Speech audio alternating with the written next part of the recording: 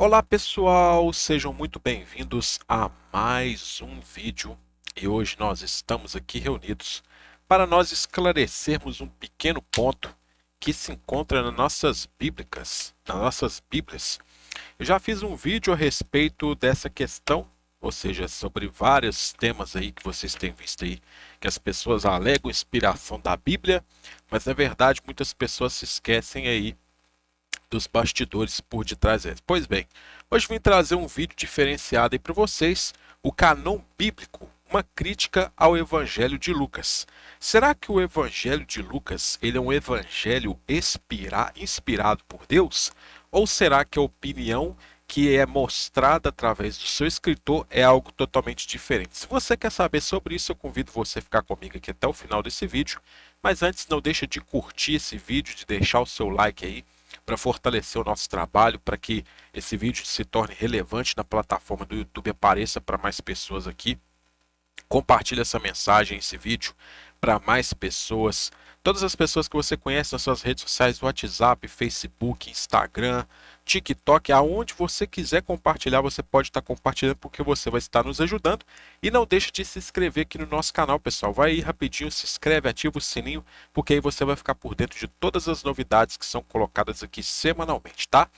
Bom, a Bíblia ela só possui 66 livros por causa dos pais das igrejas, que assim não permitiram que se incluísse mais do que isso. O que acontece? As pessoas se esquecem que as pessoas pensam que a Bíblia, Deus desceu do céu, entregou a Bíblia na mão de Moisés, ou quem quer que seja, de Jesus, ou os outros escritores, e falou: tá aqui, meu filho, esse aqui é o livro que vocês têm que seguir. Não, não foi feito assim, pessoal.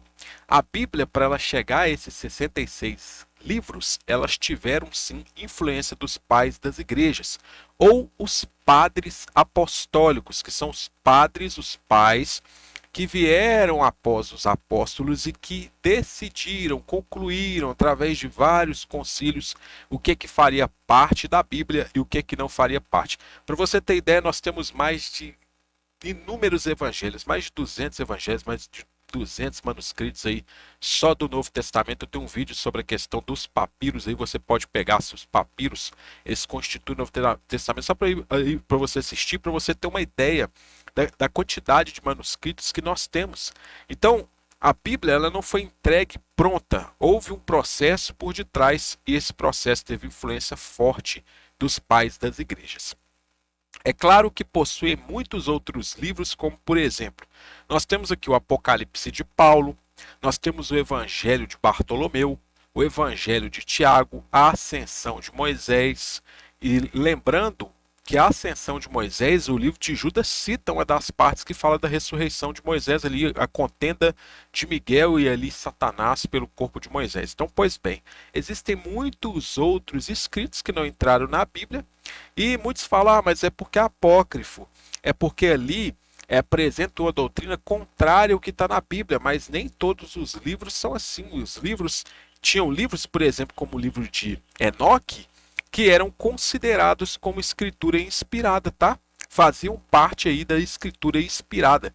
E eles retiraram isso porque os pais das igrejas instituíram isso. Pois bem, hoje eu faço a seguinte pergunta para os senhores: por que não canonizaram esses outros livros? Ou seja, Apocalipse de Pedro, Evangelho de Bartolomeu, Evangelho de Tiago, Ascensão de Moisés, nós temos Apocalipse de Pedro também e tantos outros. Não é só Apocalipse de João, mas tem Apocalipse de Paulo, Apocalipse de Pedro. Por que não canonizaram esses livros? Quais os critérios estabelecidos para que um livro fizesse parte da Bíblia? Nós temos alguns critérios aqui. Primeiro, ele tinha que ser escrito por um apóstolo. Esse era um dos critérios que eles colocavam para que o livro ele fizesse parte do cânon bíblico. Segundo, ele tinha que ser endossado por um apóstolo. Só que tem um problema.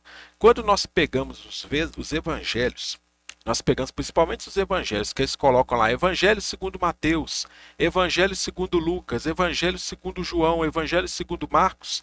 Na verdade, se você for pegar isso no texto grego, não tem essas designações que coloca lá. Evangelia não tem.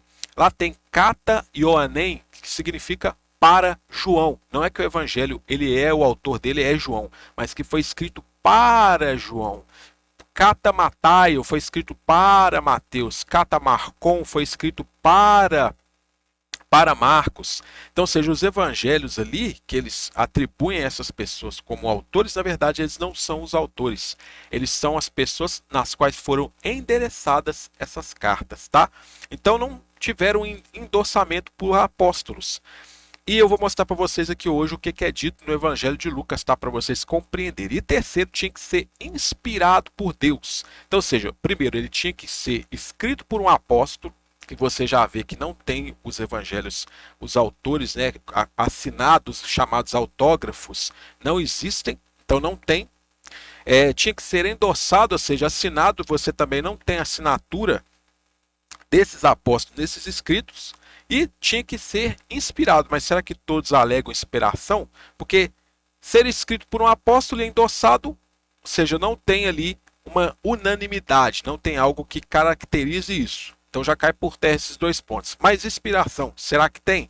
Olha só, Lucas 1,3 vai dizer o seguinte: igualmente a mim me pareceu bem, depois de acurada investigação de tudo desde sua origem, dar-te por escrito, excelentíssimo Teófilo, uma exposição em ordem. Olha só para você ver essa declaração.